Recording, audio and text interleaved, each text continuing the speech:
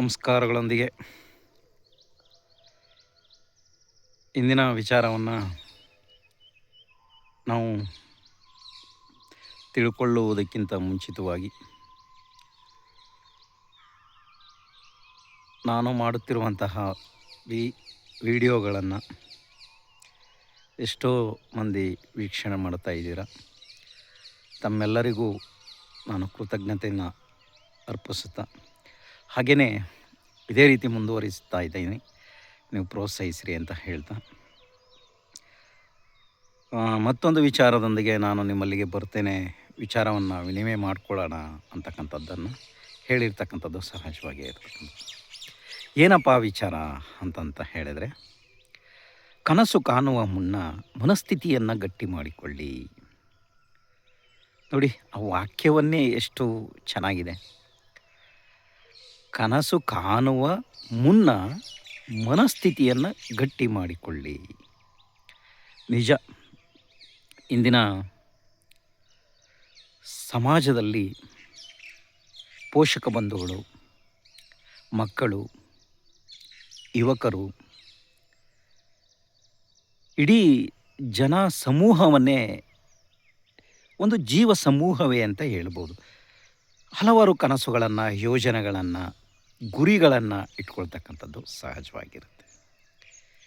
ಆದರೆ ನಾವು ಯಾಕೆ ಕನಸು ಕಾಣುವ ಮುನ್ನ ಮನಸ್ಥಿತಿಯನ್ನು ಗಟ್ಟಿ ಮಾಡಿಕೊಳ್ಳಿ ಅಂತಕ್ಕಂಥದ್ದು, ಈ ವಿಚಾರವಾಗಿ ಯಾಕೆ ತಮ್ಮಲ್ಲಿ ವಿಷಯಗಳನ್ನು ಹಂಚಿಕೊಳ್ಳಬೇಕು ಅಂತಕ್ಕಂಥದ್ದು ನನ್ನಲ್ಲಾದರೂ ಮೂಡ್ತು ಅಂತನ್ನೋದಕ್ಕೆ ಸಹಜವಾಗಿ ಹಲವಾರು ಘಟನೆಗಳನ್ನು, ಸಾಮಾಜಿಕ ಕಳಕಳಿ ಇರತಕ್ಕಂಥ ವಿಚಾರಗಳನ್ನು ಅಥವಾ ಈ ಸಮಾಜದಲ್ಲಿ ನಡೀತಕ್ಕಂಥ ವಿಷಯಗಳನ್ನು ನಾವು ಅರಿತುಕೊಳ್ತಕ್ಕಂಥದ್ದು, ಮಾಡ್ಕೊಳ್ತಕ್ಕಂಥದ್ದು ಅಥವಾ ತಿಳ್ಕೊಳ್ತಕ್ಕಂಥದ್ದು ಸಹಜವಾಗಿ ಇರುತ್ತೆ.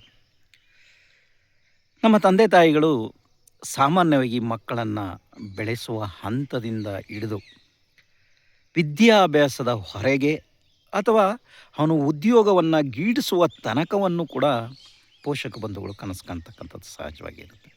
ನೀವು ಇತ್ತೀಚಿನ ಜನ್ರೇಷನಲ್ಲಿ ನೋಡ್ಬೋದು, ಮಗು ಹುಟ್ಟಿದ ತಕ್ಷಣ 1 ತಿಂಗಳ ಆಗ್ತಾ ಇರ್ತಂಗೆ ಏನು ಮಾಡ್ತದೆ, ಇಂದಿನ ಜನ್ರೇಷನು 1 ತಿಂಗಳದ ಜನ್ಮದ ಶುಭಾಶಯಗಳು ಅಂತಕ್ಕಂಥದ್ದು, 2 ತಿಂಗಳದ್ದು, 3 ತಿಂಗಳದ್ದು, 4 ತಿಂಗಳದ್ದು, ಈಗ ಇತ್ತೀಚಿನ ಟೆಂಡರಲ್ಲೇ ಅದು ಬಂದಿದೆ. ಹಾಗೆಯೇ ವರ್ಷದ್ದು 1 ವರ್ಷ, 2 ವರ್ಷದ ಶುಭಾಶಯಗಳು, 3 ವರ್ಷದ್ದು, ಅವನು ಬೆಳೀತಾ ಬೆಳೀತಾ ಬೆಳೀತಾ ಬೆಳೀತಾ ಆ ಹುಟ್ಟುಹಬ್ಬವನ್ನು ಆಚರಿಸ್ತಕ್ಕಂಥದ್ದು ಬಂದಿದೆ. ಇದರ ಅವಶ್ಯಕತೆಗಿಂತ ಅವರ ಕನಸುಗಳು ಇರ್ತಾವಲ್ಲ, ಅದು ಯಾವಾಗಲೂ ಒಂದು ಆಶಾದಾಯಕವಾಗಿರ್ತಕ್ಕಂಥದ್ದು ಒಳ್ಳೆಯದೇ.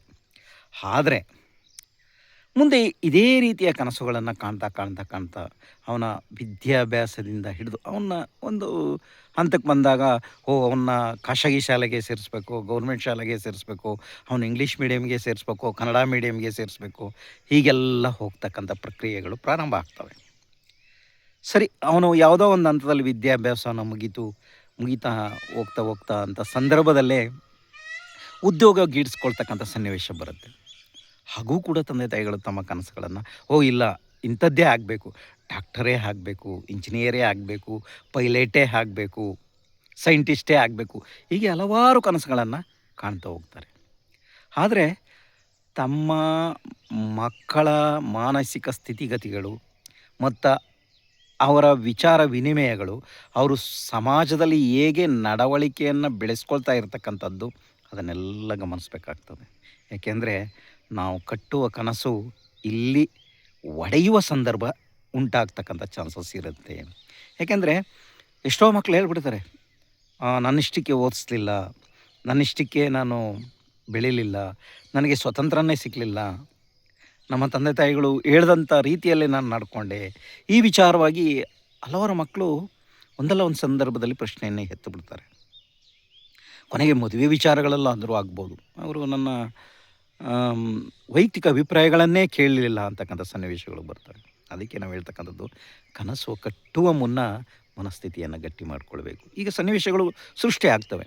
ಸರಿ ಏನೋ ಒಂದು ಹಂತದಲ್ಲಿ ಅವನು ಒಳ್ಳೆಯದಾಗ್ತು, ಒಳ್ಳೆಯ ಉದ್ಯೋಗನ ಪಡ್ಕೊಂಡ, ತಂದೆ ತಾಯಿಗಳನ್ನು ಆಶ್ರಯಿಸಿ ವಿಚಾರಗಳನ್ನು ಬೆಳ್ಕೊಂಡ, ಬೆಳೆಸ್ಕೊಂಡ, ಒಂದು ಉತ್ತಮ ಸಮಾಜದಲ್ಲಿ ವ್ಯಕ್ತಿತ್ವವನ್ನು ಬೆಳೆಸ್ಕೊಂಡು ಒಳ್ಳೆಯ ವ್ಯಕ್ತಿ ಆದ ಅಂತಂದರೆ ವೆಲ್ ಆ್ಯಂಡ್ ಗುಡ್, ಒಳ್ಳೆಯದಾಗತ್ತೆ.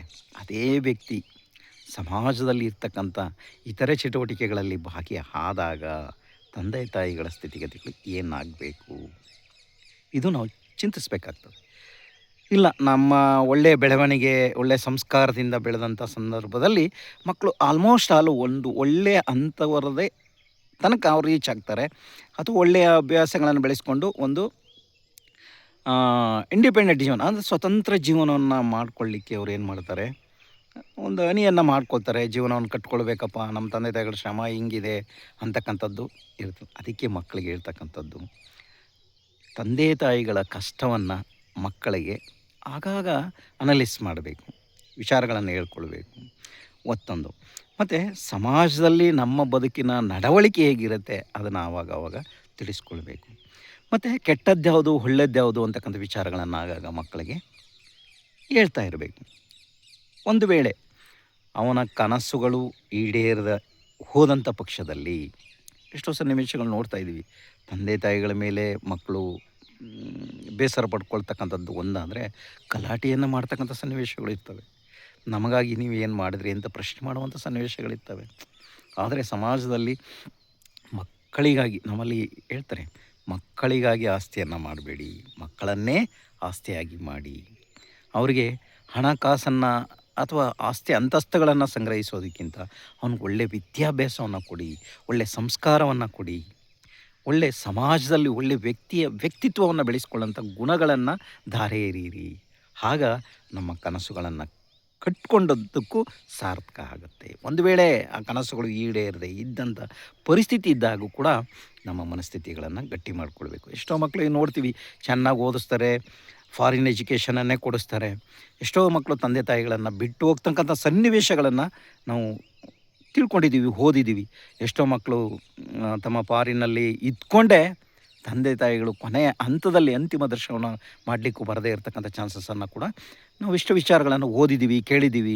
ಸಾಮಾಜಿಕ ಜಾಲತಾಣಗಳಲ್ಲಿ ಬರ್ತಕ್ಕಂಥ ವಿಚಾರಗಳನ್ನು ಕೂಡ ತಿಳ್ಕೊಂಡಿದ್ದೀವಿ. ಹಾಗಾಗಿ ಮಕ್ಕಳಿಗೆ ಉತ್ತಮವಾದಂಥ ಸಂಸ್ಕಾರ ಕೊಡಿ, ಉತ್ತಮವಾದಂಥ ಸಮಾಜದ ಸನ್ನಿವೇಶಗಳ ವ್ಯಕ್ತಿತ್ವವನ್ನು ರೂಪಿಸಿಕೊಳ್ಳುವಂಥ ವಿಚಾರಗಳನ್ನು ಹೇಳಿ, ಹಾಗೆಯೇ ಸನ್ನಿವೇಶಕ್ಕೆ ತಕ್ಕಂತಹ ಜೀವನವನ್ನು ರೂಪಿಸಿಕೊಳ್ಳುವಂಥ ವಿಚಾರವನ್ನು ದಾರಿ ಎರೀತಾ ಹೋಗಿ.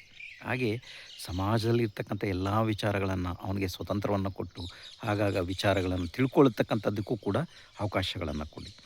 ಮತ್ತು ಕೆಲವೊಂದು ನಮ್ಮಲ್ಲೇ ಹೇಳ್ತಾರೆ, ಇಲ್ಲ ವಿದ್ಯಾಭ್ಯಾಸವನ್ನು ಮಾಡ್ತಕ್ಕಂಥದ್ದ ವಿಚಾರಕ್ಕೆ ಹೇಳ್ತಾರೆ, ಇಲ್ಲ ಕೋಶ ಓದು, ಇಲ್ಲ ದೇಶ ಸುತ್ತು, ಇಲ್ಲ ಕೋಶ ಓದು, ಇಲ್ಲ ದೇಶ ಸುತ್ತು. ಅಂದರೆ ಇವೆರಡೂ ಮಾಡಿದಾಗ, ಕೋಶ ಓದು ಅಂತಂದರೆ ಉತ್ತಮವಾದಂಥ ವಿದ್ಯಾಭ್ಯಾಸನ ಮಾಡು, ನಿನಗೆ ವಿದ್ಯಾಭ್ಯಾಸ ಆಗಲಿಲ್ಲ ಅಂತಂದರೆ ಇಡೀ ದೇಶವನ್ನು ಸುತ್ತುಕೊಂಬ, ಹಾಗೆ ನಿನಗೆ ಎಲ್ಲ ವಿಚಾರಗಳು ಗೊತ್ತಾಗ್ತದೆ, ಎಲ್ಲ ವಿಷಯಗಳು ಗೊತ್ತಾಗ್ತದೆ ಅಂತಕ್ಕಂಥ ಸನ್ನಿವೇಶವನ್ನು ಹೇಳ್ತಕ್ಕಂಥದ್ದಾಗಿದೆ. ಏನೇ ಆದರೂ ನಾವು ಕನಸು ಕಾಣುವ ಮುನ್ನ ಮನಸ್ಥಿತಿಯನ್ನು ಗಟ್ಟಿ ಮಾಡಿಕೊಳ್ಬೇಕು. ಏಕೆಂದರೆ ನಾವು ಮುಂದೆ ಏನಾಗ್ತೇವೆ ಅಂತಕ್ಕಂಥದ್ದು ಯಾರೂ ಬಲ್ಲರು, ಯಾರೂ ತಿಳಿಯರು. ಹಿಂದೆ ಏನಾಗಿದ್ವಿ ಅಂತಕ್ಕಂಥದ್ದು ಬೇಕಾದರೆ ನಾವು ತಿಳ್ಕೊಳ್ಬೋದು. ಅದಕ್ಕೆ ಹೇಳ್ತಕ್ಕಂಥದ್ದು, ಮುಂದೆ ಏನಾಗ್ತೀವಿ, ಹೇಗೆ ನಮ್ಮ ಜೀವನ ಆಗ್ತದೆ, ಹೇಗೆ ನಮ್ಮ ಬದುಕನ್ನು ಕಟ್ಕೊಳ್ತೇವೆ, ಹೇಗೆ ಈ ಸಮಾಜದಲ್ಲಿ ಒಳ್ಳೆಯ ವ್ಯಕ್ತಿತ್ವವನ್ನು ರೂಪಿಸ್ಕೊಳ್ತೇವೆ ಅಂತಕ್ಕಂಥದ್ದು ನಮಗೆ ಒಂದು ಕನಸಾಗೇ ಇರತಕ್ಕಂಥದ್ದಾಗಿರಬಾರ್ದು. ಆ ಕನಸು ನೆನಸಾಗಿರಬೇಕಾದ್ರೂ ಉತ್ತಮವಾದಂಥ ಬೆಳವಣಿಗೆಯನ್ನು, ಉತ್ತಮವಾದ ವಿಚಾರಗಳನ್ನು, ಉತ್ತಮವಾದ ಸನ್ನಿವೇಶಗಳನ್ನು ಮಕ್ಕಳಿಗೆ ಸೃಷ್ಟಿ ಮಾಡಿ ಒಳ್ಳೆಯದಾಗತ್ತೆ.